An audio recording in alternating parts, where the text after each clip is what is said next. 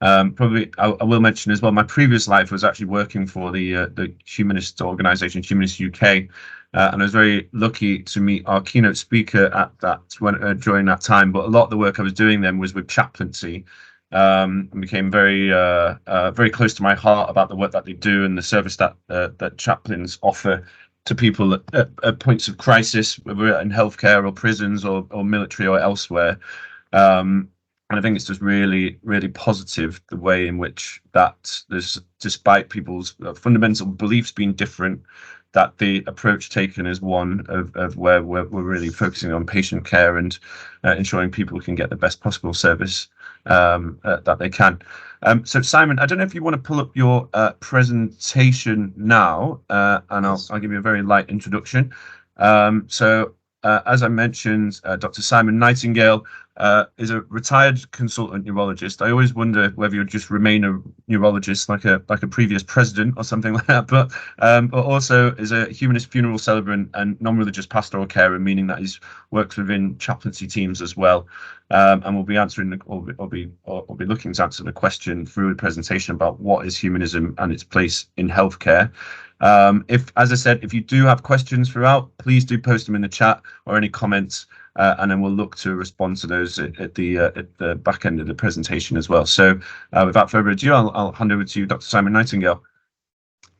Okay, so I can see my slide, but I can't see any of you. Simon, can you hear me okay? Yep, you're loud and clear. Okay. So thank you very much to the kind and respectful team at King's for inviting me, and particularly to the Equality, Diversity and Inclusion team led by my old friend Simon. Now, I've copied these three logos from the bottom of Simon's emails, but there's another logo that's caused me some consternation, if not alarm. You see, I'm sitting here in Shrewsbury and looking out the window. The weather's turned fine after heavy rain, and I feel very calm and very safe. So what's all this about? You know, is this something you should be telling me, or is this just a London thing? Anyway, let's put that to one side. This is the title of the talk. Now, this is a title I recommended, but it's not quite what I recommended. Since then, somebody's added a question mark to it. So I hope that I'm sure it's a typo, but by the end of this talk, I hope I'll have convinced you that there's no question that humanism has a place in healthcare. Now, I don't know how much you know about humanism. Some of you may be humanists, I think, like Simon. Others many of you will be religious, and some may know little or nothing about humanism. So apologies to anybody who knows a lot already, but I'm going to go right back to the basics. So a humanist would believe that you can have a good life and be a good person. So, you know, most people think that. In fact, virtually everybody thinks that. But in the context of interfaith, I should point out that most religious people feel it is their religious faith that enables them to lead a good life and to be a good person. Whereas humanists feel the same, but we feel we can do it without the religion. There are many other important aspects to humanism, but in the interfaith context, this is clearly relevant. Now, some of you may have an interest in philosophy or critical reasoning, and you were saying humanists believe this, but what evidence do they have? And you say you can have a good life, but what does it mean to have a good life? I mean, that's taxed philosophers since Aristotle and his concept of eudaimonia. And you say you can be a good person, but how do you know good and bad, right and wrong, without a sacred text or a priest or leader to instruct you? And you say you live without religion, but isn't humanism just another religion? And even if all this is true, surely humanism without religion must be very insipid and dull, without the spirituality that is such an important feature in religious experience and practice. And without a creator God, how can you understand what this is all about? Why are we here? What's going on? In other words, the meaning of life. Now, these are all very good questions, and I will attempt to address all of them, at least briefly, in the little time I have available. And I'll also be addressing some aspects of humanism that are particularly relevant to healthcare. So firstly, Is humanism just another religion? And if it isn't, what sort of thing is it? Well, nowadays, most of us talk about worldviews. And a worldview basically seeks to answer ultimate questions dealing with the nature of life and the universe, morality and values and the way people live and maybe the way people should live. Now, a worldview can be religious or non-religious, and you can see here the main religious denominations and the humanist logo as well. Worldwide, humanism is the main organized non-religious worldview. Others would include Epicureanism, Confucianism, and Stoicism. Now, whether a worldview is religious or non-religious, it depends entirely on how you define religion. If it is too stringent, like a belief in God, then that would exclude Buddhism and Jainism. If you make it too loose, then the Women's Institute would probably be a religion. So there's probably no single feature to define all religions. So the best categorization would be using a sort of Wittgenstein family resemblance. So most religions have one or more of these features. And if you believe in polytheism, there are thousands of gods. Heaven, hell, limbo, purgatory, sacred books, Bible, Torah, Quran, written rules, prescribed patterns of worship, founding figures, Moses, Jesus, Muhammad, Abdu'l-Baha, and so on. And of course, leaders, authority, popes, imams, priests, and the like. Now, if you don't believe in any of that, and in particular, if you don't believe in God, then you are an atheist. Nothing more, nothing less. That does not make you a humanist. Let me just explain. There was a time in my life between losing my strong Christian faith in my teens and becoming a humanist sometime later that I did describe myself as an atheist. In the 60s, everybody had long hair. Otherwise, I haven't changed. I've got a beard, I guess. Now, during this time, okay, I was an atheist and I went around telling religious people that everything they thought was important and meaningful in their life was a load of rubbish. And these were people who are much nicer and much happier than I was. You know, looking back, I feel really very embarrassed about it. But they were sweet and they said, yes, Simon, of course, have a cup of tea. And it's to their credit that, in fact, we remained friends. Like many people who came to atheism from religion, I was angry. And it wasn't until I became a humanist some 30 years ago, after attending a humanist funeral for a friend of mine, that I decided to find out about humanism. And I came to realize that we shouldn't be defined by what we're not, but by what we are, what we do believe. So I don't believe in Father Christmas, but I don't want to be known as Simon Nightingale is a Father Christmasist, in the same way I don't want to be referred to and known as just an atheist. So I became a humanist because it has a worldview that has a range of positive beliefs and values rather than just negative atheism. And my attitude to religion changed as well. I'm still concerned with some of the downsides to religion, but then most religious people are concerned about the downsides to religion, particularly the downsides of other people's religion. It's always easier to see the error elsewhere. But I came to recognize that religious people, like my brother, who is a vicar, like the many people I've come to know through the interfaith community, I've come to see that their religion makes them happier and better people. And they see the same in their families and in their communities. You know, what's not to like? It's just that as a humanist, I feel we can achieve the same, but without religion. It isn't always easy, and religious people don't always find it easy, but we try because it's important. So now I'm going to come on to what we actually do believe. There are three main areas which constitute the answers to these questions. Firstly, how do we know stuff? Well, that is an area of philosophy called epistemology. How do we know right and wrong? An area of philosophy called normative ethics. And, you know, what's it all about? Why are we all here? What is the meaning of life? An area of philosophy called metaphysics. So let's start with how do we know stuff? So as a humanist, I would say the best way to know stuff is by observing, investigating, if necessary, experimenting. And this gives me a basic understanding that of an idea, a hypothesis, if you like. And then I look for things that agree with it, but more importantly, I look for things that disprove it, or at least make me revise it. So it's the constant testing and challenging of our ideas that's so important in what we call the scientific method. And it's the way discovered knowledge continually moves forward. And I say it moves forward because science actually has a humility to recognize it's struggling towards true knowledge by constantly challenging and refining its ideas. Of course, science doesn't have all the answers, but each year we know more and the gaps in our knowledge are smaller. So, Aristotle's idea of the natural world changed to those of Galileo, which changed to those of Isaac Newton, which changed to those of Albert Einstein, and then it changed to the weird and wonderful world of quantum physics started by Max Planck. Humanists take the stance of naturalism.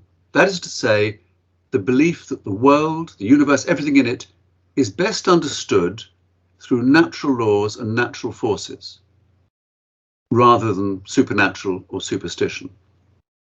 So we see no good evidence for a supernatural second layer to existence, inhabited by ghosts or ghouls or gods or angels or spirits. We see no evidence for an afterlife.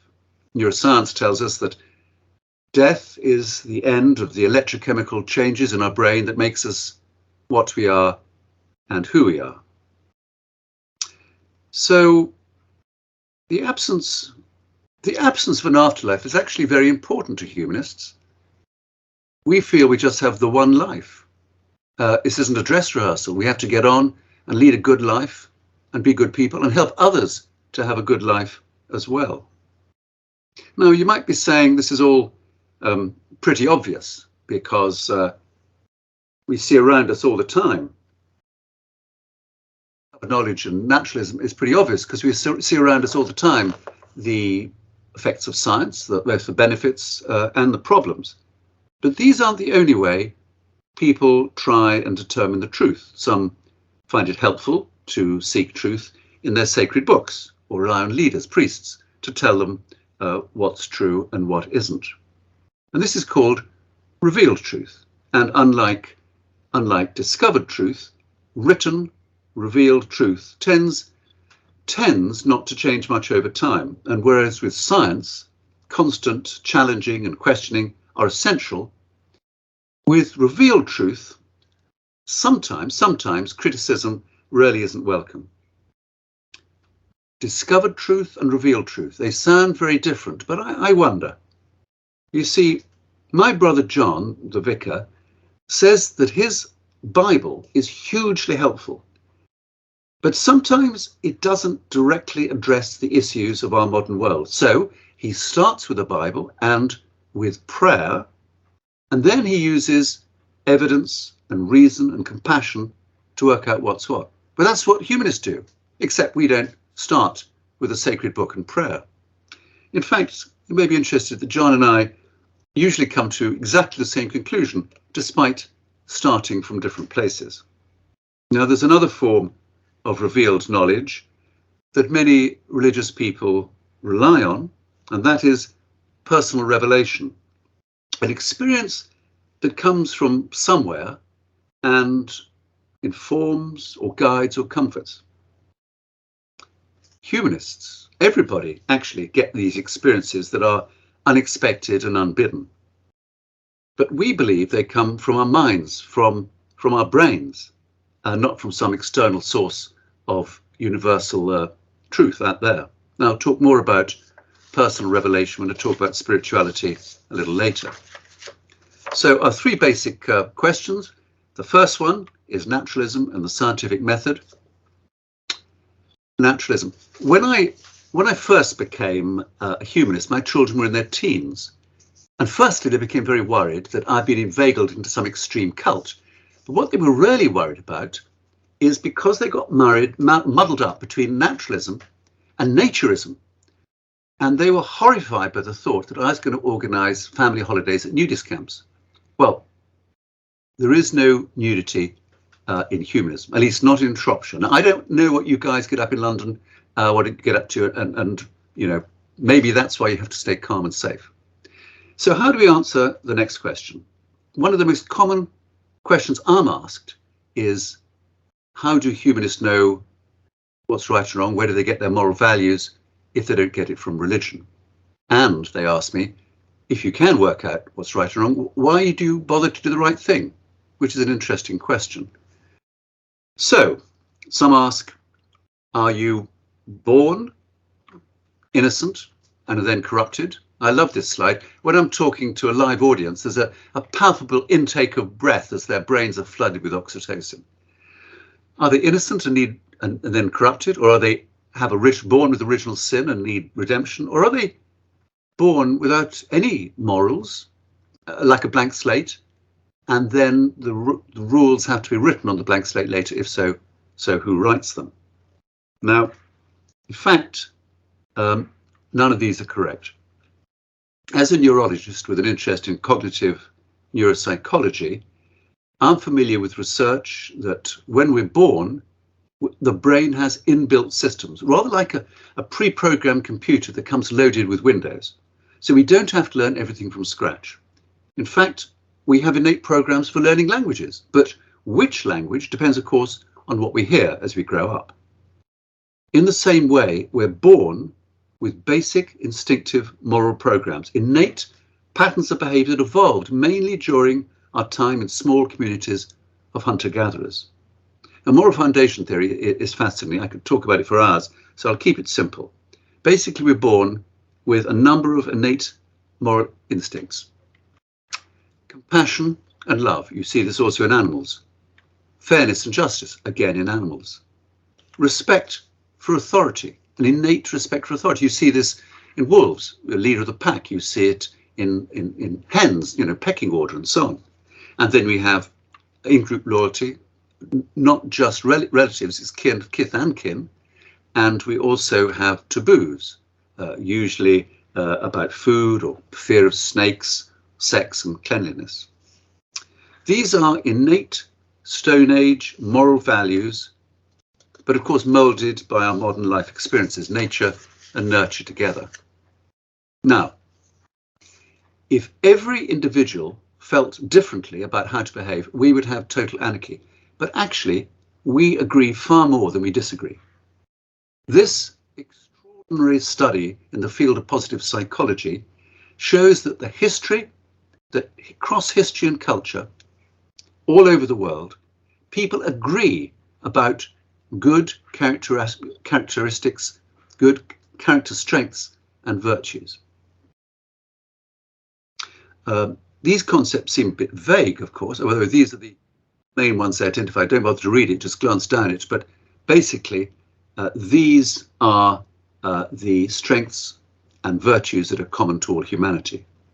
Now, I say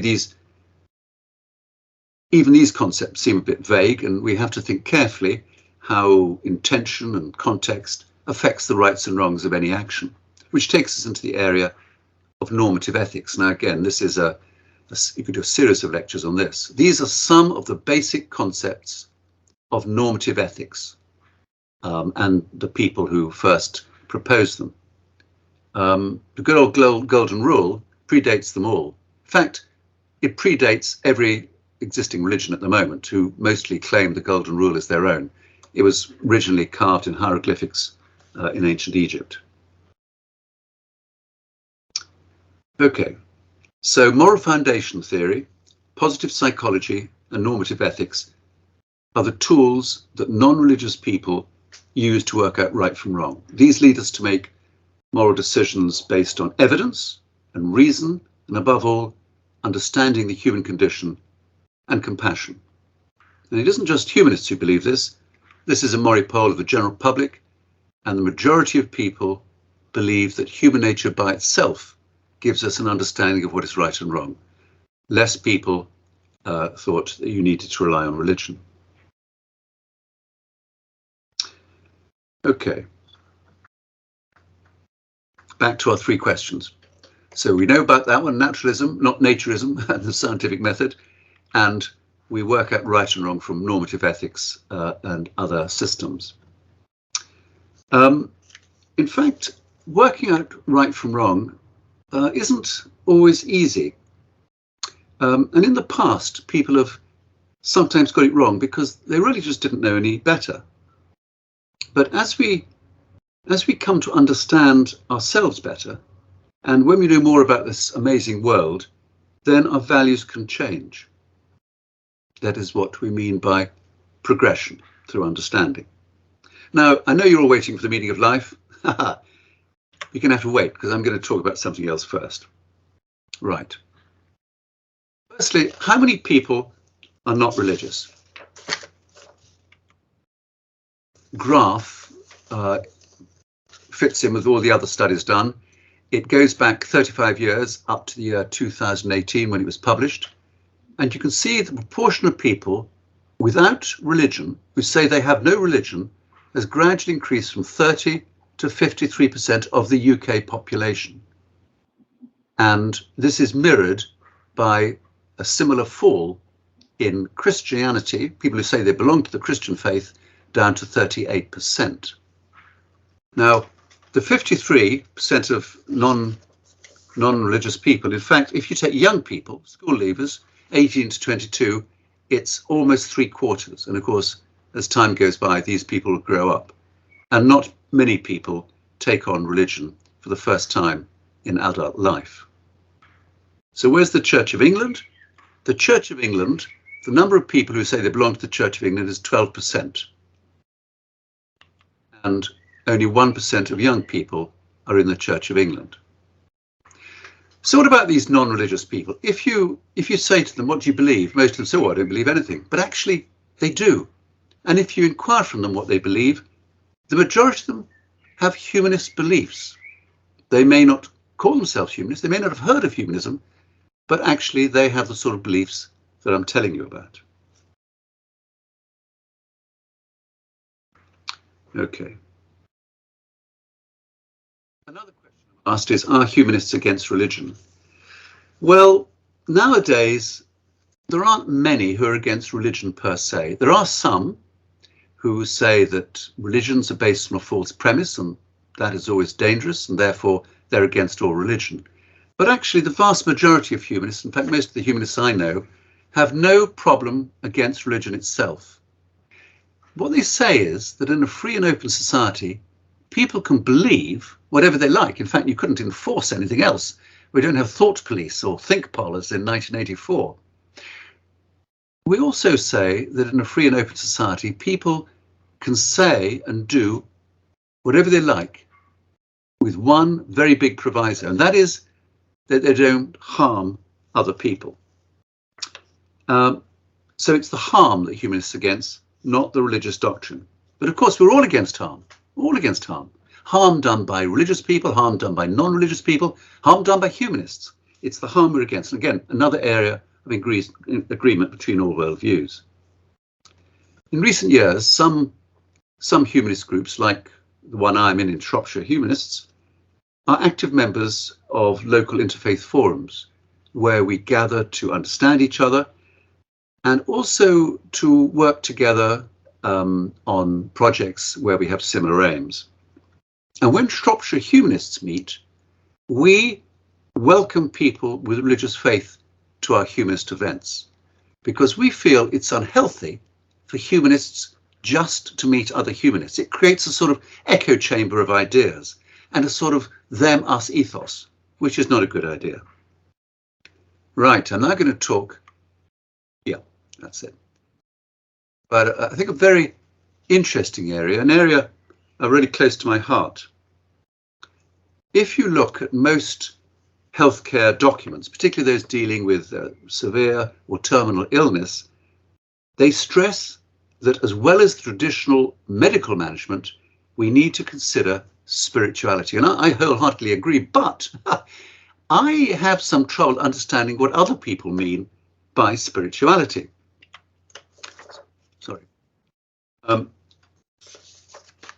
I have a colleague in Shrewsbury called Professor Wilf McSherry, who did a study where he asked people what they thought spirituality meant.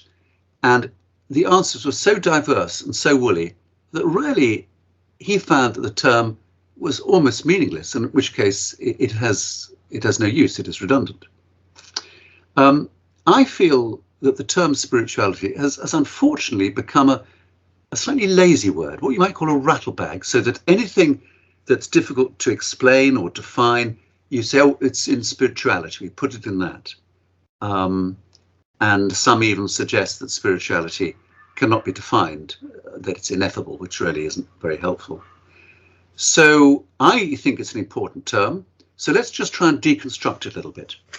Okay, so some say spirituality in healthcare includes anything that causes or involved with psychological suffering rather than physical suffering. So we're talking about sadness and grieving and anger and apathy and the full range of psychological reactions to bad stuff, such as illness, treatment failure, imminent death. Now, psychological management may take forms ranging from, at one end, interventional treatment, drugs, psychotherapy, right through to important, permissive and supportive roles, many of which are the province of chaplaincy. And then there's, of course, just informal befriending by people without training. Psychological management is very important to those at the end of life, but I don't think psychological management is qualitatively any different from psychological management in the rest of healthcare. So there is one big difference between patients being upset about, in a general way, about things, and being upset about life-changing transitions such as dying, and that is existential angst. So imminent death concentrates our minds and leads us to ask big questions like, what's it all about? The nature of man, his place in the universe, the existence of God, the afterlife. Why does stuff happen? Not how does it happen? Seeking purpose rather than mechanism, the meaning of life. Now, you can call these spiritual issues if you like, but since the ancient Greeks, these have been called metaphysics. Now, it's not uncommon. Sorry, it's not common, but occasionally patients ask directly and seem to be keen on a philosophical discussion. They say, tell me, they say, what is death? Is there an afterlife? What is the meaning of life? In fact, much more commonly, they ask indirectly. They say, I was born, I lived, I got cancer, and now I haven't got long. What's that all about? What's the point? Bloody waste of time. It seems so unfair, so cruel. Why do these things happen? That is metaphysics. Now, in this situation, I would love to have a learned discourse with them on metaphysics, a big interest of mine, but more often I say, as I think one should, one should, that's a good question. Why do you ask? And the direction changes. The direction changes into something more tangible, their fears, their bewilderment, their anger, the loss of hope, regrets, all the what ifs. They can always come back and challenge you about the original metaphysical things if they want. One very important aspect of healthcare is religion. This is all fairly self-explanatory. It helps people to make sense of what's happening. There's the possibility of the afterlife. There are the rituals of religion, last rites, blessings, joining in prayer, usually requiring input from a priest or the equivalent. And this is all hugely important. And we call that part of spirituality, we call it religion. Hospital chaplains involved in all of these: psychology, metaphysics, and religion. But they don't treat psychological illness per se. What chaplains do offer, they offer something special, possibly even unique in healthcare, and that is an unconditional positive regard, non-judgmental, with both emotional and cognitive empathy. Simon may be amused by this, but St. Paul and C.S. Lewis got it right. And the greatest of these is charity, caritas in Latin, agape in Greek. That is to say, the selfless love. But that is not unique to Christians. Equivalents are found in most religions and also in humanism. If you want to know more about chaplaincy in the 21st century, have a look at this excellent review published in 2020. There are about 500 full-time equivalent chaplains, and most of them are religious. 99% of chaplaincy volunteers are religious. Now remember, over half the population are not religious, but because it is older people who tend to be ill and in hospital, it works out about 25 to 45% of hospital patients are not religious. But surveys have shown that only 4% of all visits are to people designated as non-religious. Now, religious and non-religious people wish for and need chaplaincy care. Now, I know a lot of religious chaplains, and they're wonderful people, and they can support a non-religious person, just as humanist chaplains can support a religious person. But some people, understandably, want to see a representative of their own worldview. And we know that some non-religious people reject approaches from a religious chaplain, even though what he or she would do might well help them. They prefer to see a like-minded person at this time of crisis or distress. Now, some non-religious chaplains are being appointed to hospitals and hospices, but it is an uphill struggle, as sadly some chaplaincies resist the appointment of non-religious staff. Now, note that this document is got a question mark at the end, and I'll leave it to you whether you think chaplaincy at the moment is fit for the 21st century. Now, there is another aspect of spirituality, which is again something I am very interested in and I have given talks on, and that is what's called the spiritual experience. It's a little different from the others. Now, we all recognize these wonderful, transient feelings, sometimes provoked, sometimes spontaneous, feelings so well described in the phenomenological studies of William James and Alistair Hardy. And if you haven't read them, I can recommend them. Written a long time ago, but absolutely spot on. So when I sometimes I get these things when I walk into a beautiful cathedral or an extraordinary Hindu temple in India, or an Islamic building like the Taj Mahal or the Alhambra. And I get it with a variety of religious art or music, for these move all of us, regardless of our faith or lack of faith.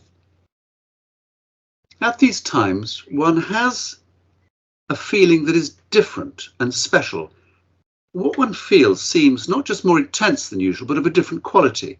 It has a feeling of transcendence, a feeling of awe and wonder, a feeling of being part of something greater than yourself, almost feeling controlled by something outside yourself. Let me explain. When I see something beautiful, I feel good. The more beautiful, the better I feel. But sometimes a thing of beauty, a pieta, affects me so that I sense something profound, not just in the beautiful sculpture, but in the world about me, in my own small place in the world. Now, this is common with great art, which, after all, has been designed to give you a tingle factor. But this also occurs with secular art and, of course, in nature. And I remember one mellow autumn afternoon being so moved that I felt in my heart that it is just wonderful to be in this extraordinary physical world we live in. That particular view was not only lovely, but the whole world seemed greater than the sum of its parts. Two people, and they're fond of each other. But there comes a moment when it is love, not just liking. And then their love becomes weirdly generalized, so that they see each other through rose-tinted glasses, but they also see the whole world transformed by their love. It's qualitatively different. All of these examples seem rather otherworldly, but they're not. They all happen in here. And does it actually matter that awe and wonder, the transcendental experience, is in your brain rather than coming from up there? Does it matter that a beautiful rainbow can be explained by the passage of light through raindrops? Does it matter that many of our feelings, ecstasy and love, are due to electrochemical changes in the brain? No, none of these matter because they don't diminish my joy at experiencing transcendental wonder. For these are what it is to be human. Some people experience moments of wonder more easily than others. Some train themselves to have transcendence by contemplation, by prayer, meditation. Some achieve it through fasting, extreme exercise, or drug use. My choice is meditation. But these experiences are available to all of us.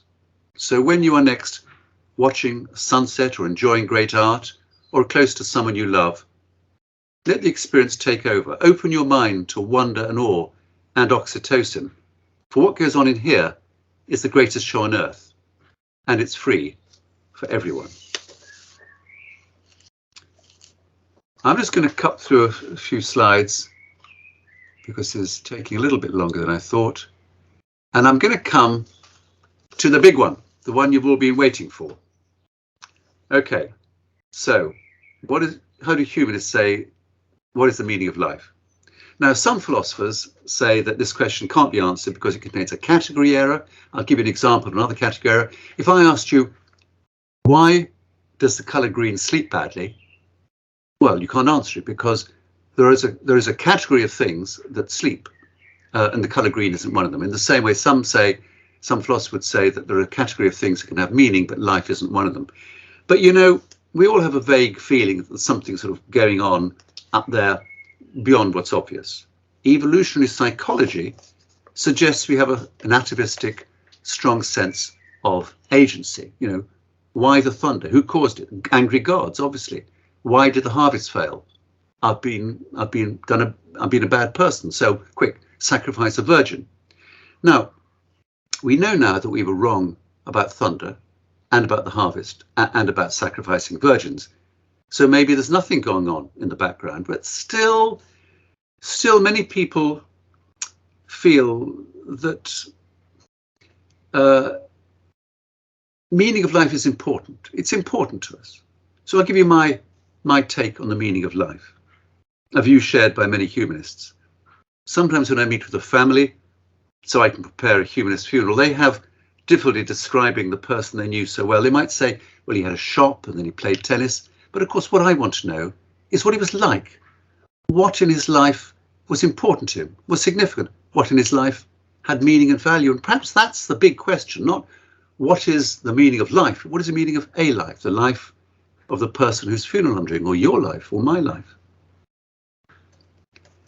So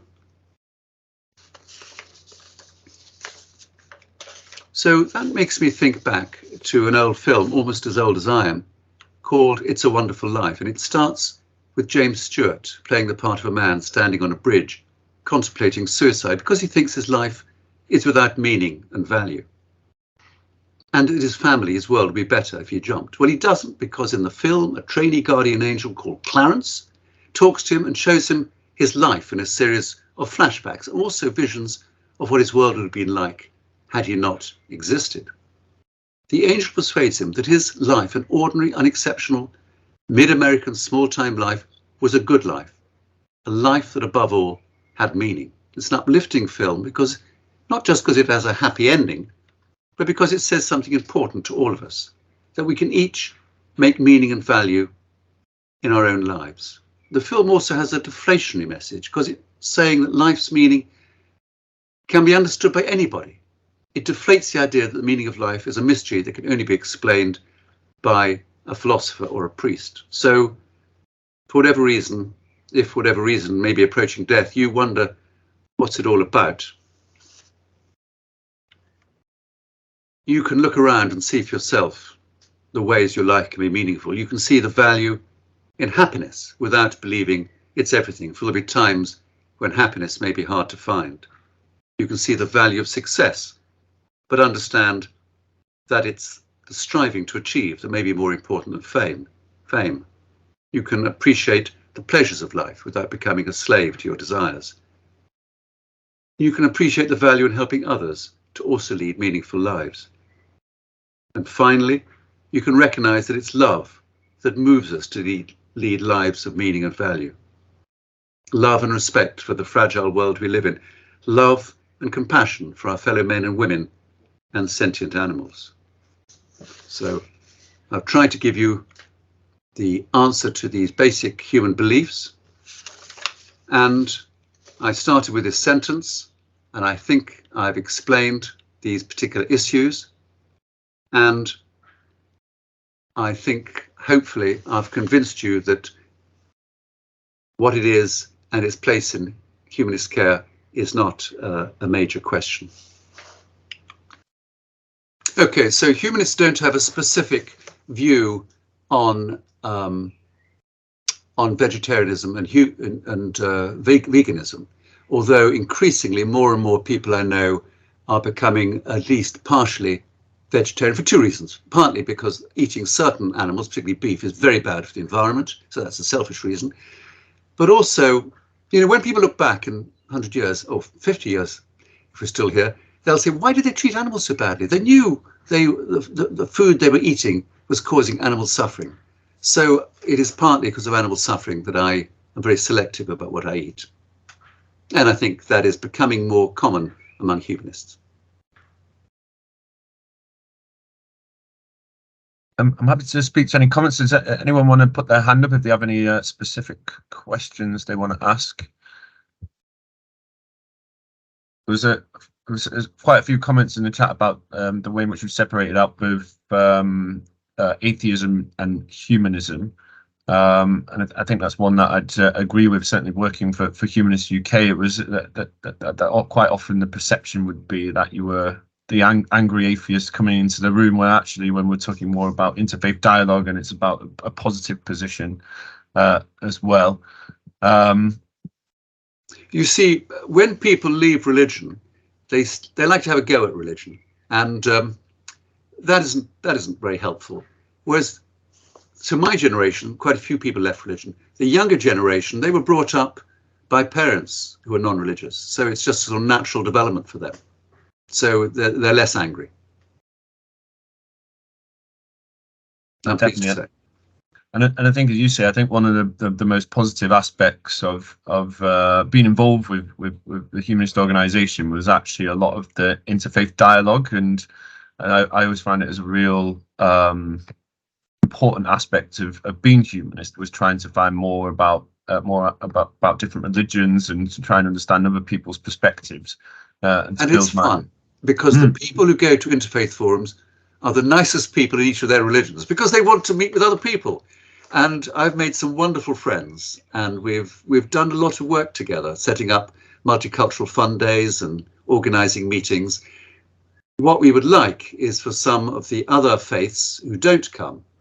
The evangelical churches won't come, the sects won't come, Mennonites and people like that, because it is against their faith to mix with people of other faiths, which is a great shame.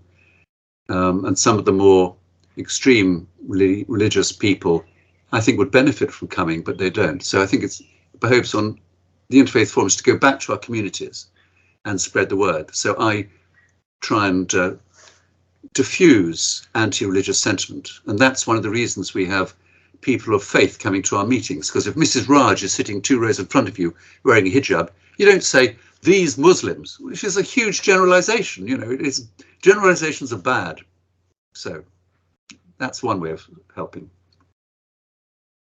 I have a question for you here about, and I can see Alfred's got his hands up, but what goes on at a local humanist group? There's one in Bromley. I believe I spoke at that a while ago, actually, but yeah, what does a humanist group do? Well, we usually have somebody talking, usually only for 30 or 45 minutes. We found that over lockdown, Zoom talks are much better, shorter than longer, and we've kept that.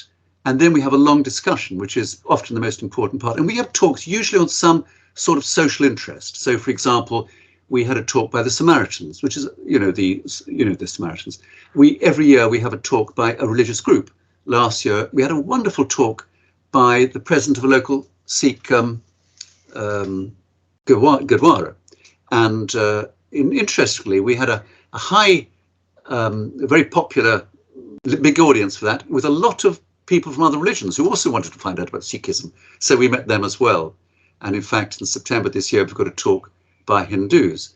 We did a talk recently about humanist international work, talks on campaigning against blasphemy laws. As you know, there are many countries where blasphemy results in a death sentence.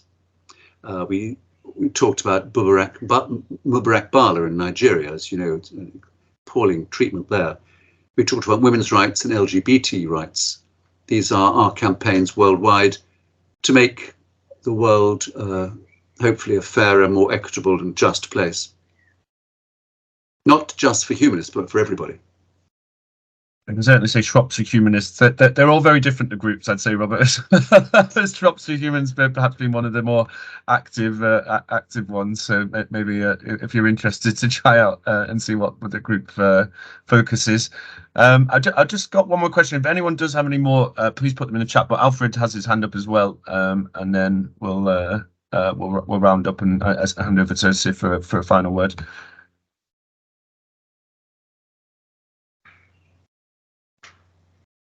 You're on mute, Alfred. Sorry. Oh, sorry. You're waiting for me. Yeah. Thanks, Simon, for a very, very interesting presentation.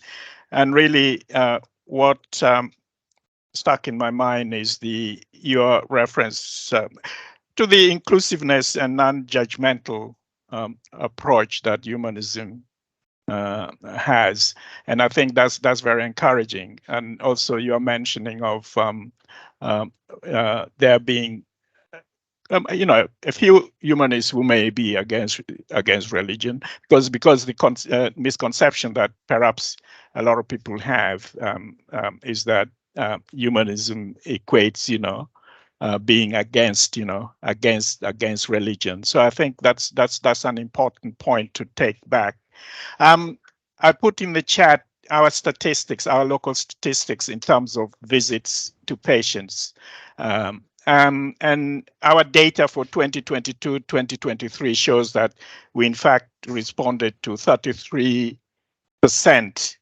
of referrals that we responded to people of non-faith and or those who haven't declared their faith. So it's actually a little higher than the 4% that you gave for our trust. So I can actually pat ourselves on the back and say perhaps we are doing better than people in other places. So thank you very much. Good. Well done. Very, very pleased.